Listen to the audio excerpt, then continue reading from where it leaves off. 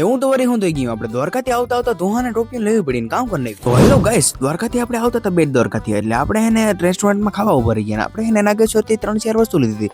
આદિયોગી લીધા હતા અને 2-4 કિચન લીધા હતા. રેસ્ટોરન્ટમાં આપણે જમી લીધું. જમીન નીકળ્યા એટલે હા 9 થી 10 વાગી ગયા હતા. 9 થી 10 વાગ્યા એટલે ટાઈટ બહુ હતી. અમે ગોતા હતા કંઈક જડી જાય, તો આપણે એને આગળ ટોપીની સ્વેટરની દુકાન મળી ગઈ. ટોપી લઈ લીધી આપણે, પણ લાગતું નતું કે ટોપીમાં અમે ઘેર બોગી શકીએ. તો આપણે એને ત્યાં પૂછતાછ કરી કે ધૂમ બહુ જડી જાય ને તો કામ થઈ જાય, સસ્તા મળ્યું. તો હોવારું ધૂમ જડી લઈ લીધું. જે રસ્તામાં અમે નથિયા ના જાય મિત્રો ફૂલ ટાઈટ છે હો.